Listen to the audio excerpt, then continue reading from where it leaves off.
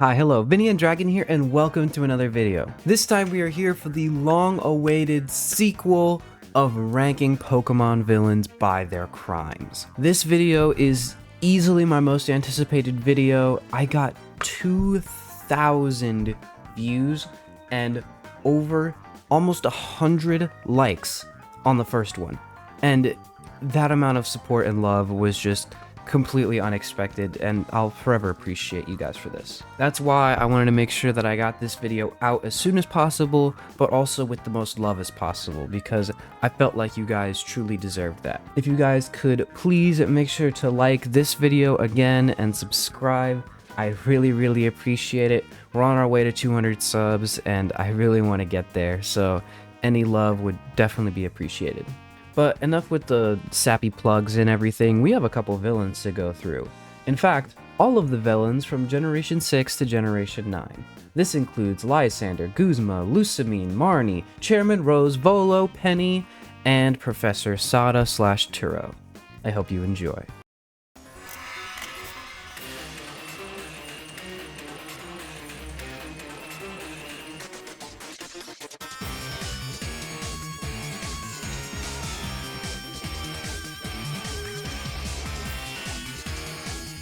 First up, we begin with Lysandre, and oh boy do we have a lot to talk about. Despite Lysandre being very boring, he has a ton of crimes to talk about.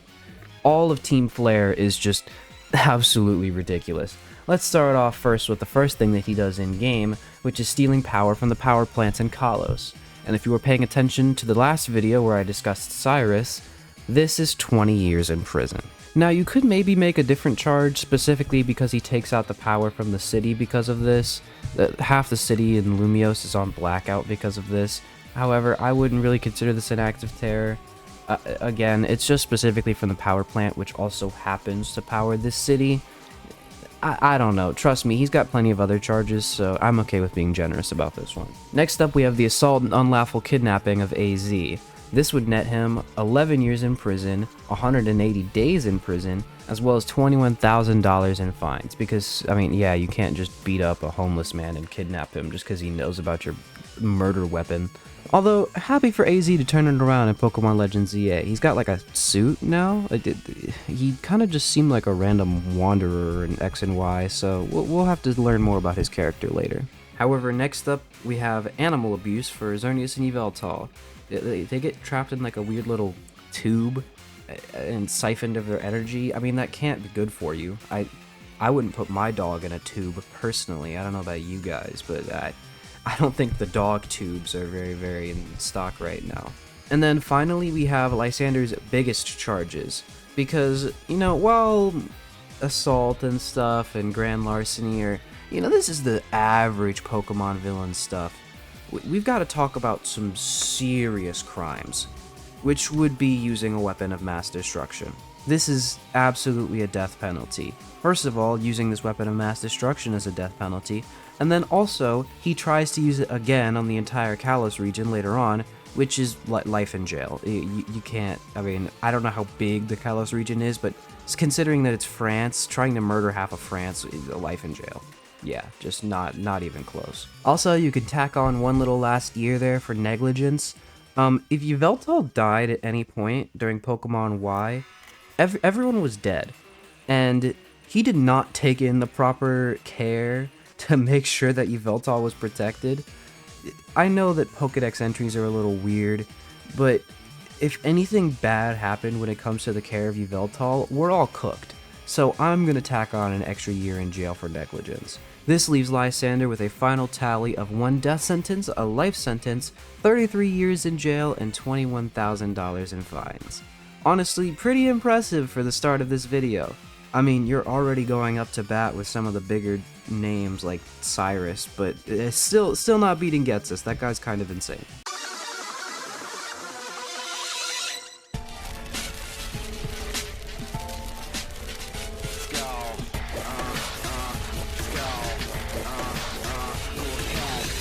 Next up is Guzma, and despite Guzma being an honest, chill bro, a real man's man, he's still a criminal.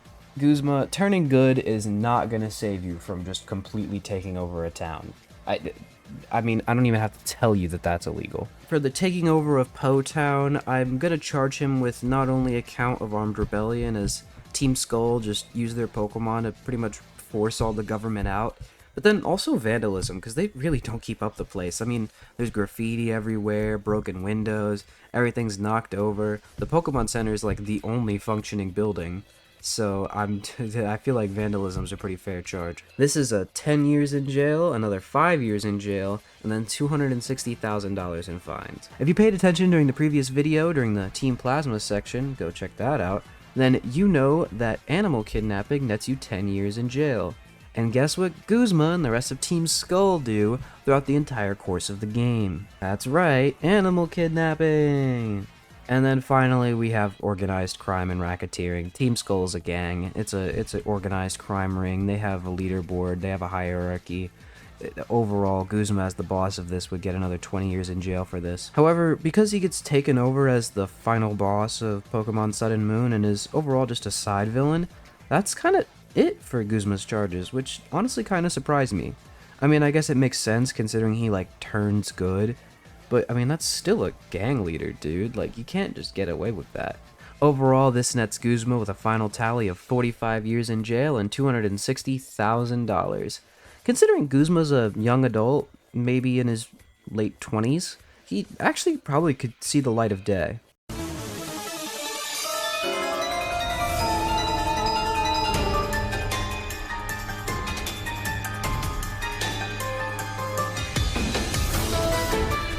Next up, we have Lusamine, and even though Guzma is the official leader of Team Skull, Lusamine already starts off the bat with an organized crime / racketeering charge.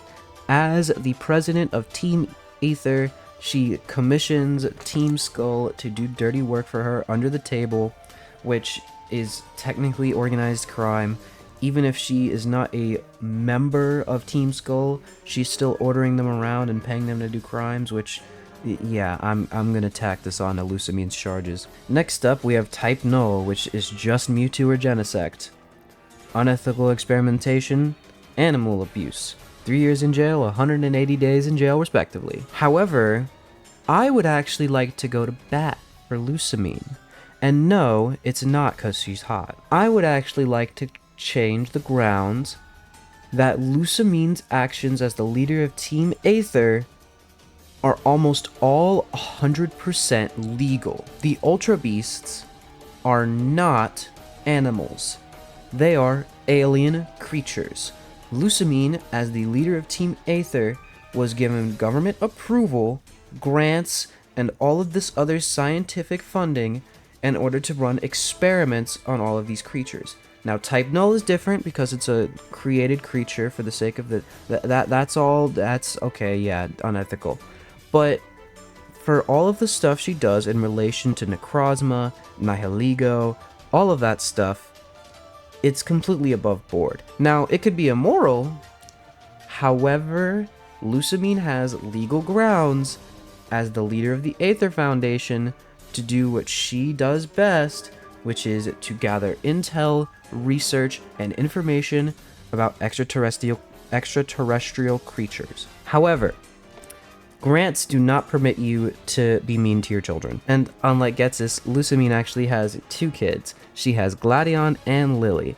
I'm actually going to tack on child abandonment for Gladion and child endangerment for both Gladion and Lily, as she kind of put them in the line of fire with her whole Aether Foundation stuff.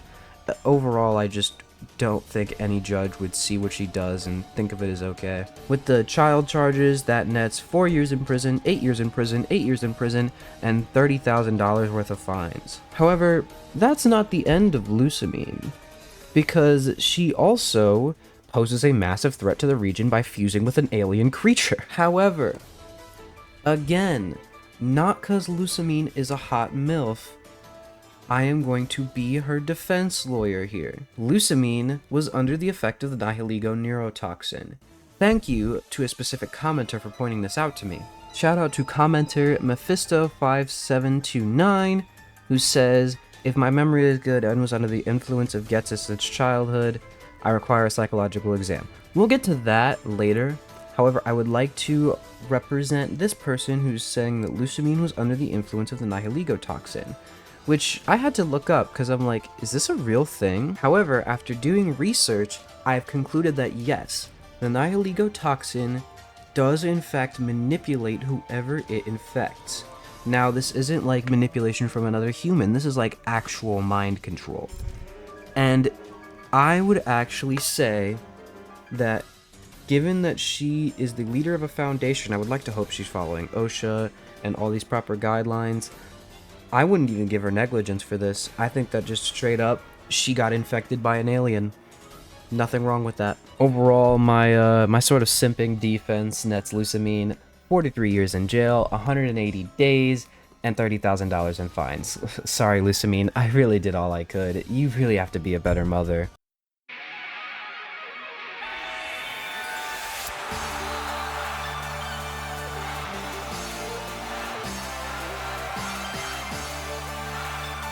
Marnie. One of the most overrated Pokemon rivals of all time, but I'll save that for my Pokemon Hot Takes video. I would like to propose Marnie to the court. Now, a lot of you may be saying, well, hold on now. Marnie's just a kid. What did Marnie really do?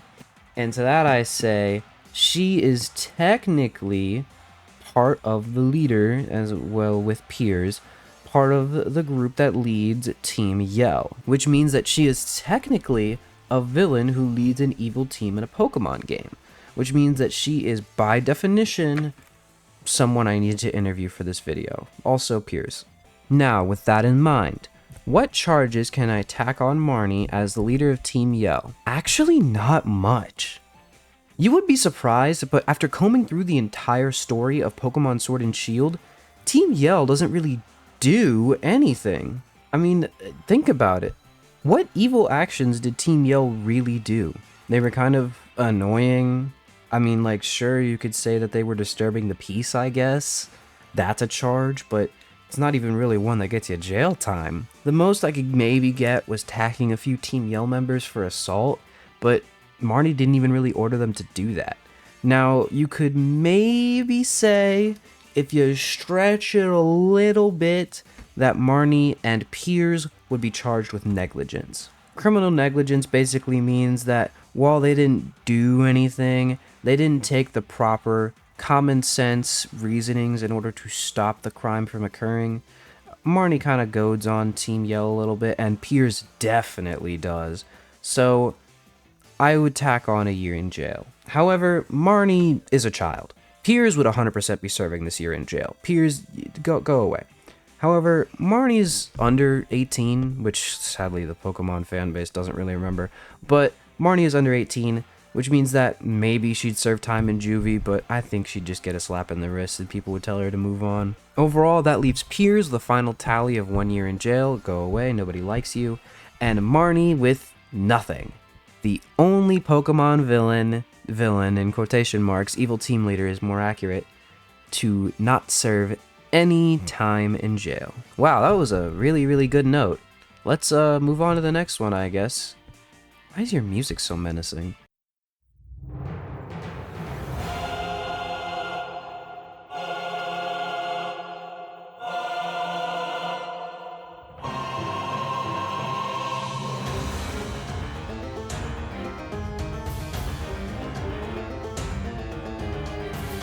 Ah, Chairman Rose, the twist villain of Pokemon Sword and Shield. And by twist villain, I mean literally everyone already knew it was gonna happen. Now, because he's a twist villain, you actually don't even really get that many charges with Chairman Rose.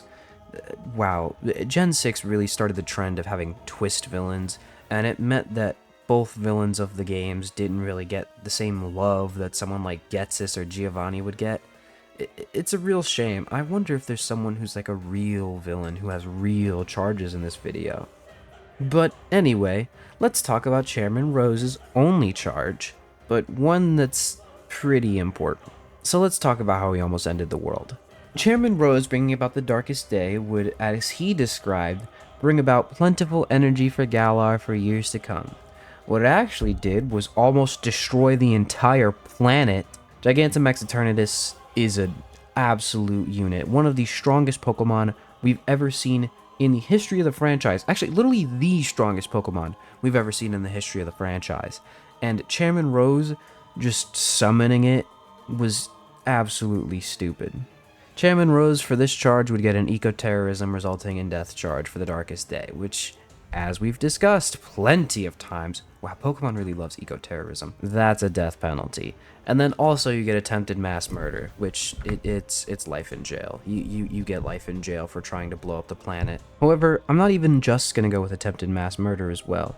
I'm also gonna go with attempted genocide. Because, again, he tried to blow up the planet. That leaves Chairman Rose with 2 death sentences and life in jail. Surely, he's just so boring. I'm sorry, I was gonna make a fun end of part joke, but man, Chairman Rose is boring. I gotta say, a bit of a tangent here. Pokemon villains kind of took a step down, in my opinion. I mean, don't get me wrong, Lusamine is great, and there are some better villains who I'm going to discuss later on, but this might be a hot take. Getsis was the last really good Pokemon villain. Like, Lusamine is kind of there, but Guzma turns good. Like, I just don't really understand. We have one good villain left, in my opinion.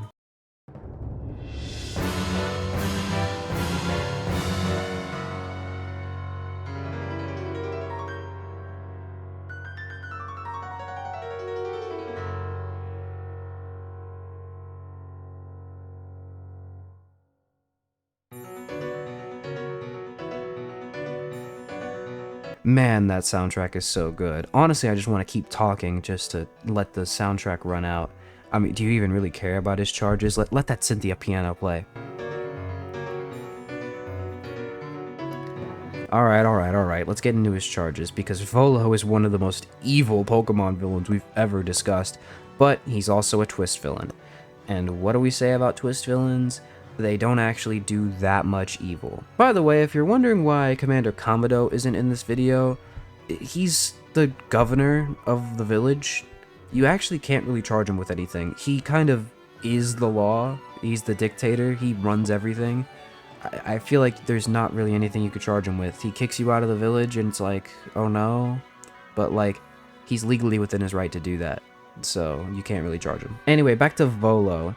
We have to start with the things he does before the events of Pokemon Legends Arceus, which is making a deal with Giratina to tear open a wormhole in space and time. This time and space wormhole is eco-terrorism resulting in death. Now, why does it result in death?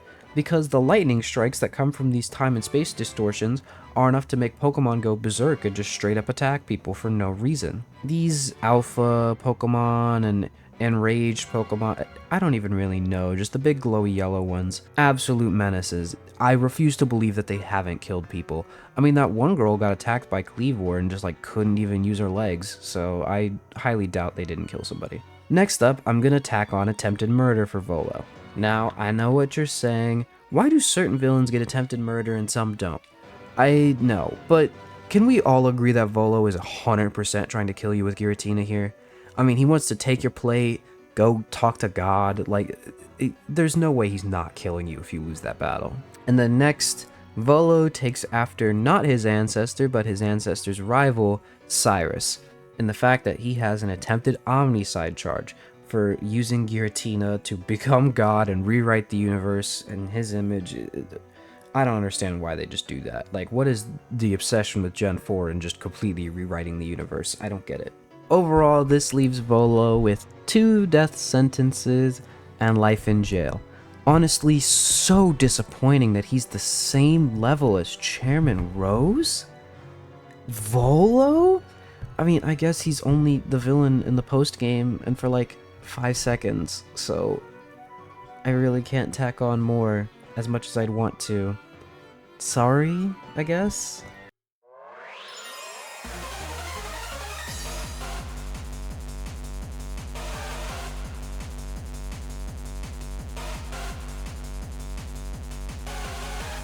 Next up, we have Penny, technically the leader of Team Star, which means that they need to be in this video. Yippee! However, if you think this is going to be like Marnie, you are very, very wrong, because Penny has real charges that we need to get. First up, we have bullying, which isn't a real legal charge. I mean, it can be sometimes. However, for a child like Penny, it would just depend on the school. However, pretty much every school agrees that bullying to a serious degree would be expulsion. And Penny and the rest of Team Star jumped their bullies in like a public courtyard and beat them up. So I feel like that would be grounds for expulsion. However, in terms of actual charges, we have illegal hacking. Penny, hacking into the league database, is able to give you league points, which is a currency in the Pokemon universe. It's a bit weird, but I'm willing to tack it as illegal hacking, the same as just going into the government and just stealing money from them. That's a year in jail. However, again, this is money that they're stealing from the government, which means that's also an embezzlement charge, which is another 10 years in jail. Also, the protagonist would kind of get in trouble for this. I mean, I guess the protagonist didn't know, but it'd be weird. The government would definitely be on you for this. However, who knows, maybe ranking protagonists by the crimes they commit might be a future video. But we'll see. However, again, like I said, Team Star doesn't really do anything. And Penny, as the leader of Team Star, only really has 11 years in jail, and would be immediately expelled from the Violet or Scarlet Academy. Overall, it's tragic, but there's not much you could do about that.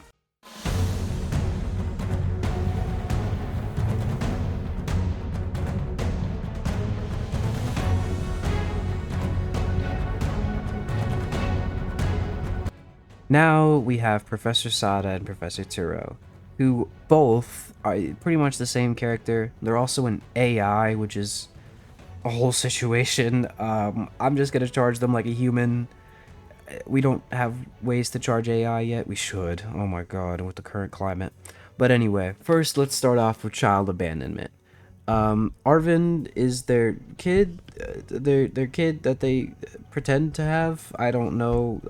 That's a whole conversation, but I'm just gonna give them 4 years in jail for abandoning Arvind and move on. Next up, we have identity theft, because they are pretending to be the professor after they die at the hands of Koraidon or Miraidon. That's 15 years in jail.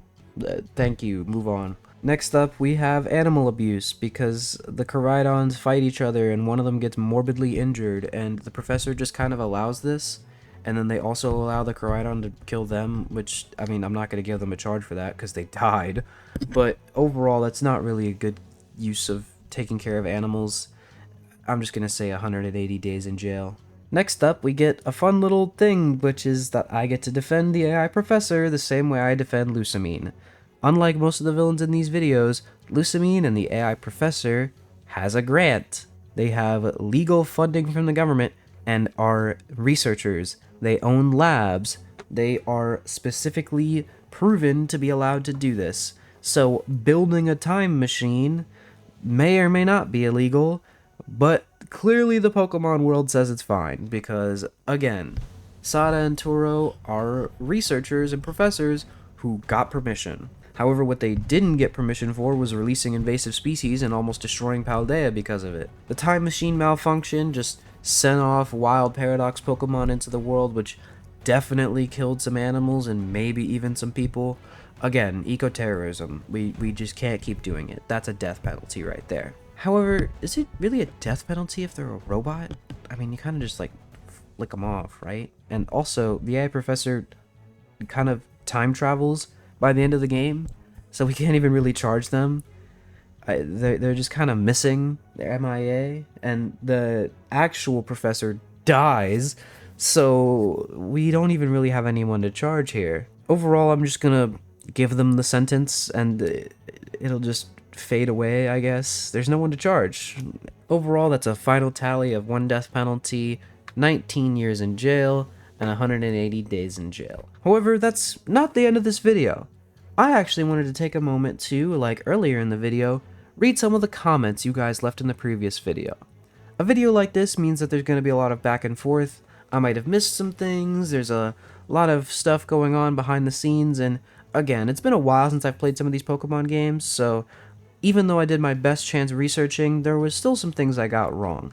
And I wanted to appreciate you guys for leaving comments and leaving your feedback by reading some of these comments and maybe adjusting my things accordingly. Now, first I wanted to bring attention to this N under manipulation thing.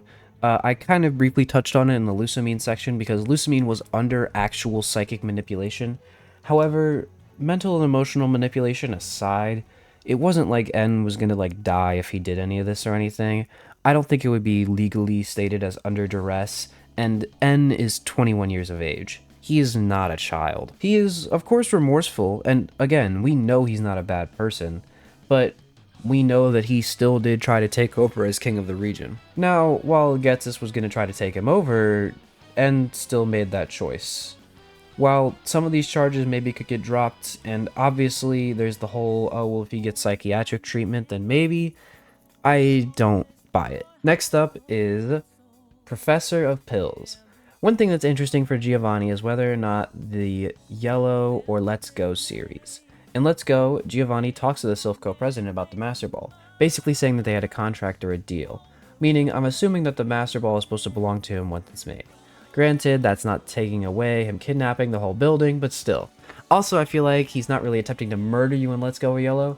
The worst he says is, get out of my business or experience a world of pain, which sounds more like assault on a child, which granted would still be pretty harsh. Yeah, so I kind of interpreted the world of pain thing as definitely a threat, but I could see how it just maybe could be an assault thing. I don't know, it's very iffy. The whole attempted murder versus assault thing for all the Pokemon villains was a bit tricky to judge. I kind of just based it off of vibes, which isn't really what you're supposed to do in a court of law, but I digress. Also, if he did legally commission the Master Ball, then I suppose that him taking the Master Ball would not necessarily be grand larceny. I mean, he did still kidnap the building, though, and I'm glad you addressed that in your comment, because, oh boy. Next up, from Mega Rover. Cyrus should actually have several more life sentences for blowing up the Great Marsh, which was in a populated city and actively had both people and rare Pokemon in it.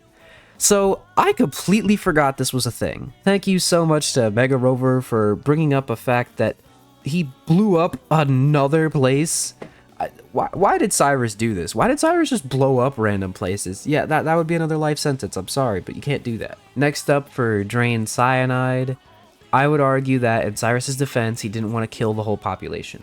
He wanted a world devoid of spirit, soul, pain. And for that, he'd recreate it without the concept of emotions and spirits. Basically, we would still exist, except more like mechanical robots.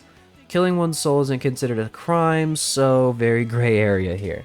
So, what he's basically saying is that he's going to kill everyone and bring them back to life, which there isn't precedent for, so I can't really charge it.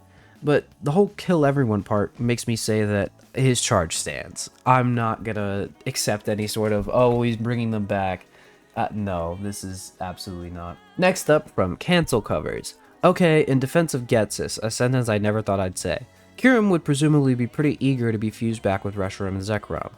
While technically this is true, fusion is a two-way street, and I don't think Reshiram and Zekrom were cool with it, especially since they're the ones who broke off in the first place. A very weird sort of thing. Fusion isn't a real thing. I'm just gonna say it's unethical and move on. I don't really know how to gauge that. Next up, from Empoleon Legion, hey, we know that guy. I hate to be that guy, but Maxie only had his base in the volcano in Emerald, and Ruby and Omega Ruby, his base was also underwater in the ocean. Also, do Archie Maxie get any charges for illegal dumping of oil and garbage from these massive bases? So, yes, Maxie does have a base underwater in Ruby and Omega Ruby. But I would like to propose that that's stupid. Why would Maxie have a base underwater?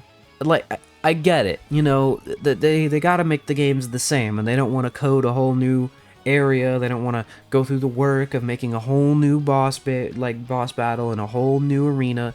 But that's so dumb. Why do they have an underwater base in Oras? Like, I checked. He's right, but it's so stupid. No. Archie makes sense to have a base underwater because he's a pirate who leads the underwater team with the submarine and stuff. Maxie should have the volcano base. It just makes sense. Also, illegal dumping of oil and garbage. That is technically true. However, it depends how much, and we have literally no idea on account of how any of this works. And for all we know, they could be taking their garbage back up to shore and dealing with it regularly. We have no real idea. And finally, a comment from Cargis. Jesse and James are the Miles of Team Rocket. Okay, get out of here. That's gonna do it for this video, guys. I really hope you guys enjoyed this video just as much as you enjoyed the first one. I post competitive Pokemon content here all the time, so be sure to check it out.